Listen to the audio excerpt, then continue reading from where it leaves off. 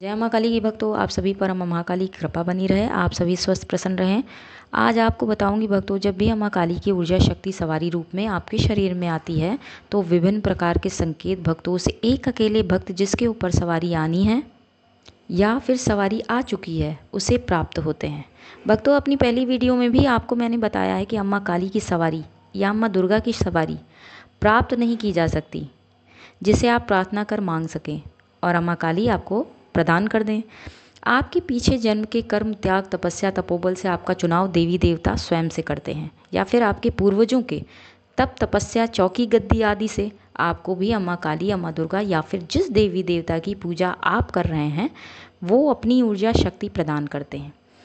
एक बच्चे का मेल आया है भक्तों झारखंड से कि क्या मैं उन्हें माँ की सवारी प्राप्त करने में कोई मदद कर सकती हूँ या कोई अर्जी लगा सकती हूँ, तो शायद उन्हें इस वीडियो से उत्तर प्राप्त हो जाए और समाधान मिल सके। अब आगे आपको बताती हूँ भक्तों की पूजा से सवारी प्राप्त की जा सकती है, पर बहुत समय लगता है भक्तों इसमें। दूसरी बात, एक छोटा सा उदाहरण देकर समझाती हूँ आपको।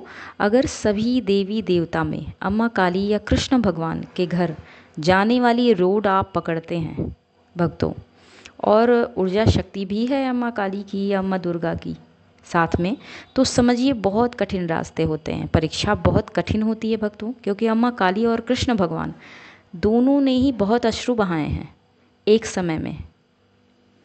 और अपनी बात करूं भक्तों तो एक समय ऐसा था जब मैंने भी महाकाली अम्मा से रोकर प्रार्थना की थी, बहुत रोकर, या तो पार लगा दो मेरी नैया अम्मा या फिर अपने पास बुला लो। तो भक्तों बहुत कठिन परीक्षा होती है महाकाली अम्मा की। और बालक है तो ठीक है, पर बालिका है, स्त्री है, महिला है तो परिवार होता है भक्तों, और सब कुछ लेकर चलना होता है आपको समाज में। तो लेकिन चलिए आपको बताती हूँ ऐसे कुछ संकेत भक्तों। अगर घर में किसी भी बच्चे को सवारी अम्मा काली या अम्मा दुर्गा की मिलने वाली है तो मात्र पितृ के बहुत स्वप्न आते हैं भक्तों। वो पहले संकेत आपको देते हैं कि कुछ अच्छा होने वाला है या ऐसा होने वाला है, बहुत स्वप्न आते हैं उस समय। दूसरा संकेत, घर में घोर परेशानियां उत्पन्न होंगी भक्तों, ये प्रथम शुरुआती लक्षण है।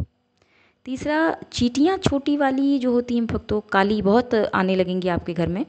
कुत्ते उस घर के सामने आवाज़ लगाते रहते हैं। गाय का आना जाना बहुत हो जाता है, और गाय आती है तो बैठ जाएगी गेट पे, आपके घर के गेट पर। तीसरा संकेत भक्तों, सवारी आने लगी है आपके शरीर में तो हाथ के कंधों में दर्द होने लगता है और पीठ में दर्द होने लगेगा भक्तों। और अगर बैठते हैं आप पूजा में और कोई जाप वगैरह भी कर रहे हैं, थोड़ा समय देते हैं आधे घंटे का, 1 घंटे का, तो घुटनों में, उससे नीचे पैरों में दर्द होता है भक्तों। शरीर भारी लगेगा आपको, चक्कर जैसा महसूस होने लगता है। जैसे कभी कभी आप ट्रेन का सफ़र करें और घर पहुंचने पर भी आपको लगे कि अभी भी आप ट्रेन में बैठे हुए हैं। इसलिए शुरुआत के समय में भक्तों ज़्यादा आपको बाहर नहीं जाना चाहिए, और कभी आपको बाहर जाना भी पड़े तो आप चुन्नी ओढ़कर सर पर तप जाएं, खाली सिर नहीं जाना चाहिए कभी भी सवारी वाले बच्चों को। धीरे धीरे जब बहुत समय हो जाता है भक्तों तो ये सारी चीज़ें आपकी ठीक हो जाती हैं और आपका शरीर अम्मा काली से प्राप्त ऊर्जा को सहन करने में सक्षम हो जाता है। चौथा संकेत भक्तों, जिस भी देवी की सवारी आने वाली है आपके पास, जैसे अम्मा दुर्गा की या अम्मा काली की, स्वप्न के द्वारा कई बार आपको बताने का प्रयास करती हैं अम्मा काली, अम्मा दुर्गा। पांचवा संकेत भक्तों, गौरैया चिड़िया या भौरा घर में आने लगेंगे, आने का प्रयास करेंगे। छोटी कन्या आपको स्वप्न में श्रृंगार किए हुए कई बार देखने को मिलेगी भक्तों। और कभी कभी आपको स्वप्न में स्वयं को आप देखेंगे कि आप लोगों के कष्ट काट रहे हैं। आपके ऊपर खुद से दिखेगी कि आपको सवारी प्राप्त हो चुकी है, आपके ऊपर सवारी आ रही है अम्मा दुर्गा, अम्मा काली के, ऐसे भी स्वप्न लोग देखते हैं भक्तों।